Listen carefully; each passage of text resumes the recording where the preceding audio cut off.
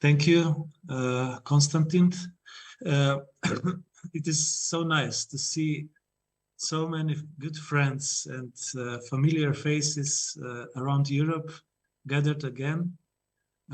It's even nicer when we meet face to face, but this is also a nice opportunity to share experience and knowledge.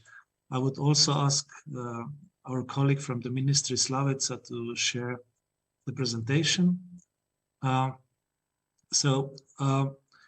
My full-time job is at local action group Prlekija. This is in eastern part of Slovenia. This is one of the 34 local action groups which are members of Slovenian Rural Development Network, which already exists for more than 20 years. So if we see what will be my presentation about, I will try to comment, actually, not so going so deeply into the two cases, but I will try to make some comments on both approaches. First approach will be a description of how we perceived and how we what were the lessons from the project Smart Rural 21, where Slovenia was participating. And the second case will be one of the leader CLD projects, which Andrea so nicely showed us in the previous presentation. This will be project Smart Villages for Tomorrow. So if we jump to the first case, Smart Rural 21 was the short title of the project, which was actually the origins. Most of you know that came from our colleague Franz Bogovic from the European Parliament. And when European Parliament started this campaign for smart villages, which was in certain measure the answer to the very intensive campaign of smart towns, so kind of rural answer to it. It came to the quite huge debate in DG Agri and in other sectors, and then on the national level about how should we approach the smart villages idea. And this project actually origins from that discussions. At the European level, there was a call, and one expert team or consortium of the experts started the project, which tried to involve the good cases from all over the Europe. And we can see in the next slide what was the intervention logic of this project. So the point is that most of the countries, Slovenia among them, were in the selection process of the good cases, demonstrating how smart our villages are. And we found so many good cases. That's incredible. And what in previous presentation, Andrea showed us, you can see that this smart aspect of the rural areas is really broad one. So it was not an easy task selecting the best cases out of it. And the challenge was especially large at the European level, how to select 15 or 17 best cases, which we can see. And in the next slide, how was the procedure in Slovenia within that project. So we launched the call, animating all local action groups and municipalities through all possible channels, mass media, and so on. And we received about 20 applications that were not very difficult applications, but they required some investment of time. And then we had criteria to select the best cases at two levels. One was the national level and another was European one. And then one of our case, which is Šentviška Gora Plateau, we say Šentviška Planota, was selected among top 15. The reason why, that's my opinion, the reason why this project was selected out of 733 projects European-wide was that in Šentviška Gora there was a team of young people, farmers, employed, unemployed, different young people who took initiative for development of the 3-4 villages in this plateau, in the mountainous alpine region, in their hands, and they wanted to do something with that. So they were actively engaging people around them, around elder, younger, all kind of people in their villages, and started working, started to look what they could improve in their living area. And from the Smart Rural 21 project, we received actually for this Šentviška Gora Plateau as the best case, we received the guidance how to make the smart strategy, let's say so. This strategy was offered as the case, as the possible approach. And of course, with the assistance of the expert, we developed the strategy for Šentviška Gora Plateau for the next few years. And the other benefits of the participants from Šentviška Gora were participating in many different activities within the project, which were European-wide and partly limited by COVID situation, but it was quite good project. People learned a lot. People learned many good cases, and also they got the opportunity to visit one of the best cases. They choose the Raudanmaa from Finland, and they exchange visit with this village, which was also part of this Smart Rural 21 project. Next slide, please. Another case was implemented as the transnational cooperation project without transnational dimension. It was actually measure 19.3. This is cooperation project. Actually, 5 Slovenian legs decided to launch the Smart Village for Tomorrow project. These were not legs based in only one area, but in 2 Slovenian areas, both in the eastern part of Slovenia. It is hard to say what was the trigger, what was the criteria for connection. I would say it was knowing each other and having a good experience with each other from past 10 or 20 years. And that was the reason why these 5 legs decided to do something together in the sense of smart villages. In the next slide, we can see how we actually designed the project. We actually did put a lot of attention on the common activities that were conferences, press conferences, workshops, meetings, study visits, and promotion, which was mainly done through the common approach. And we actually initiated this project as a whole, but having each leg having one focus.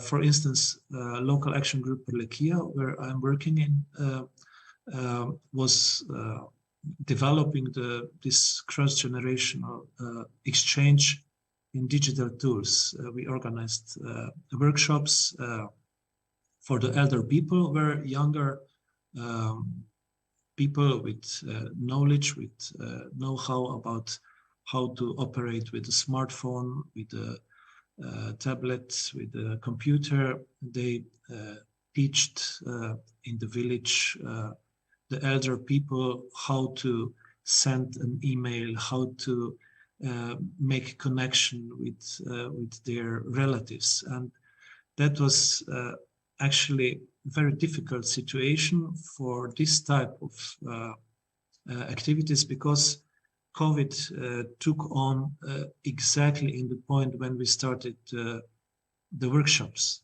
And that meant that we had to somehow organize workshops of teaching how to use digital tools for the people who didn't know how to use them. So that was a special challenge. We overcame it somehow. And we saw later that this is a general challenge for whole Europe, how to engage older people in these tools, which are very useful and can sometimes also save the lives. Another local action group, which was actually the coordinator of the project, was working on the Silver Village. They were advanced in that. So it is not possible to develop a Silver Village within one leader project, of course. So that was one part of the mosaic in their long-term project, Silver Village. And we, together with them, we developed a very precise study about demographic migrations and demographic trends, which was very useful for our measures and for our thinking about the next strategies, because we saw how quickly our rural areas are aging, getting older, and how large is depopulation actually is in our remote areas. Another like Upsotovje Kozjansko, they were working on the challenge how to keep older people longer time at home, not immediately going into the special houses where only older people are living. So that was a very nice approach, very challenging, and I would say this praxis and this know-how should go on around Europe. That should really be something very positive from that our project. And next two projects were dealing with value chain for local products and with mobility. One electric car was purchased through that project and enabled easier accessibility for older people to the healthcare or to the store or to the simple visiting the relatives and so on. The next slide, please. If I summarize these two cases in some lessons, we can say that especially from the first one, that it is quite hard for people if we animate them and say, if we come to one village or to the group of villages, we say, we can assist to you to develop the smart village strategy. And we do it.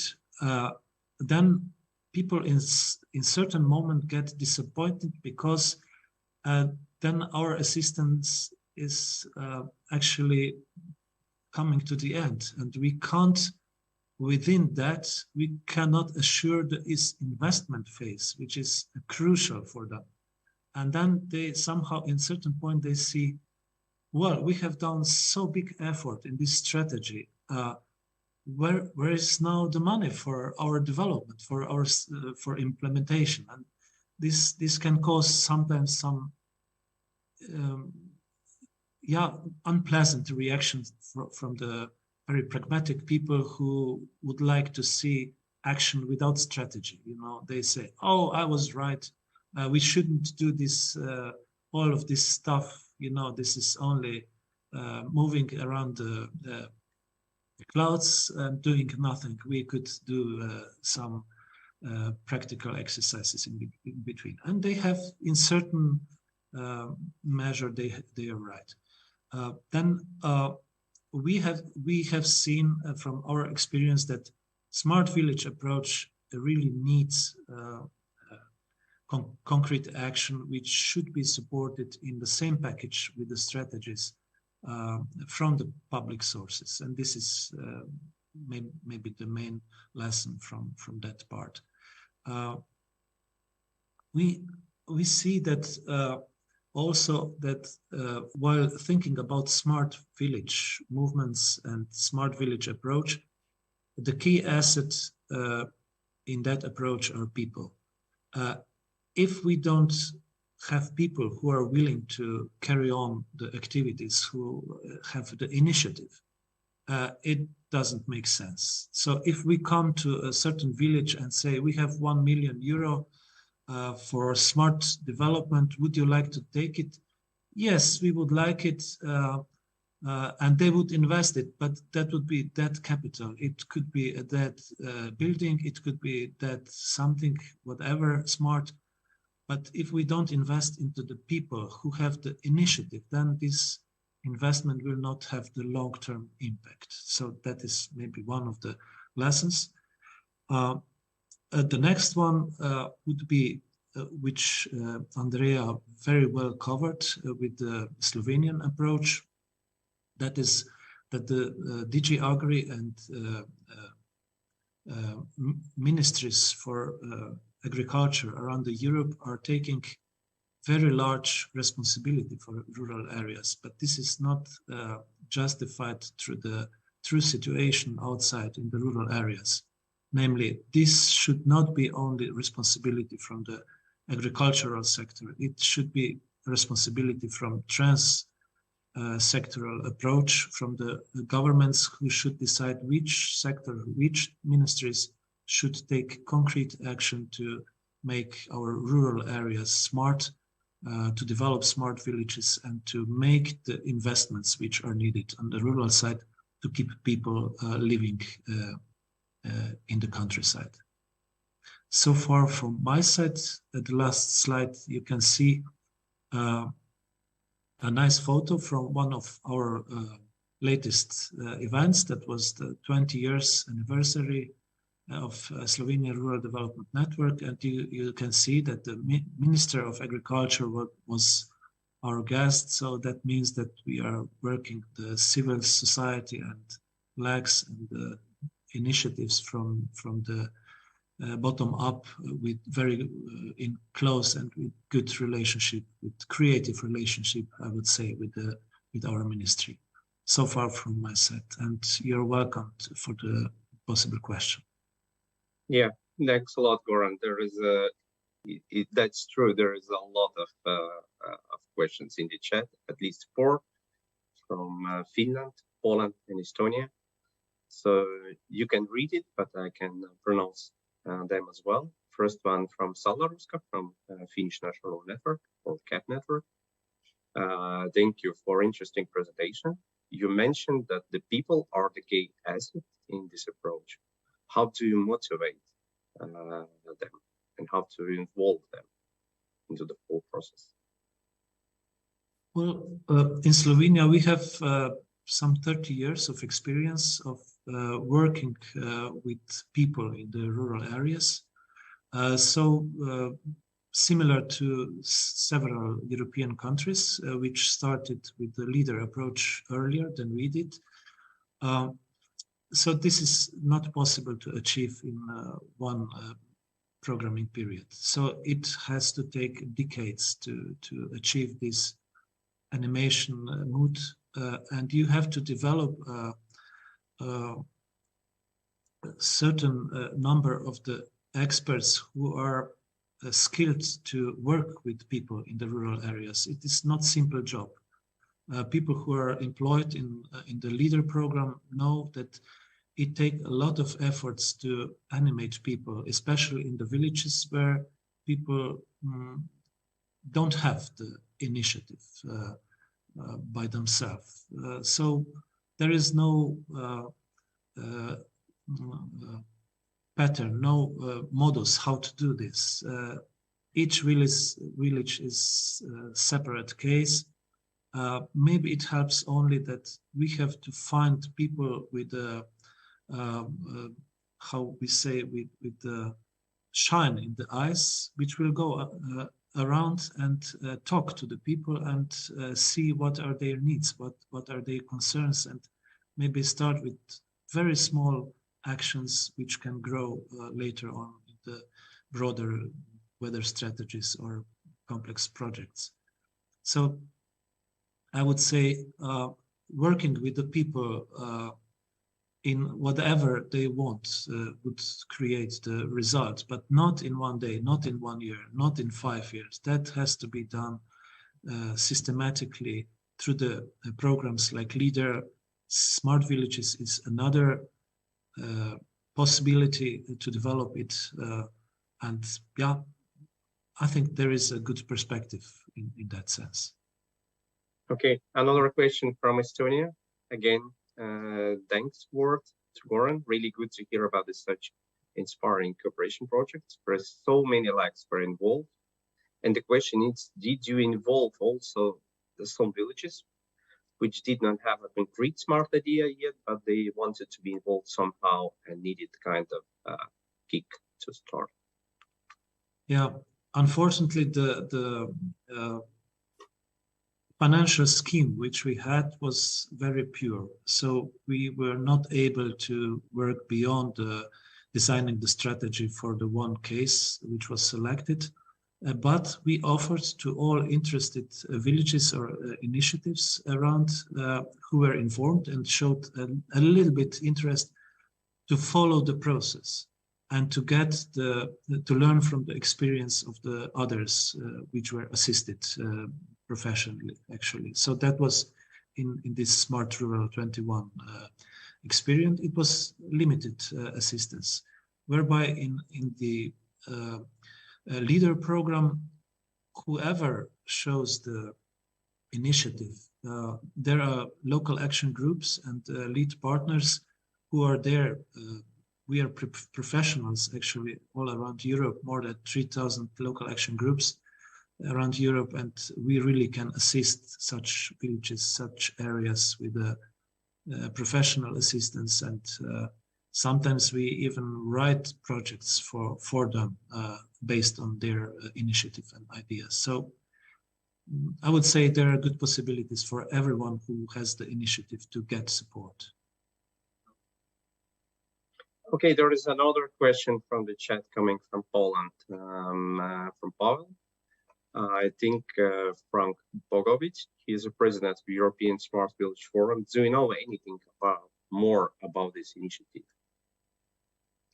Well, as said, this is a very broad campaign which came from the European Parliament, ended in the some strategy programs, caps, in some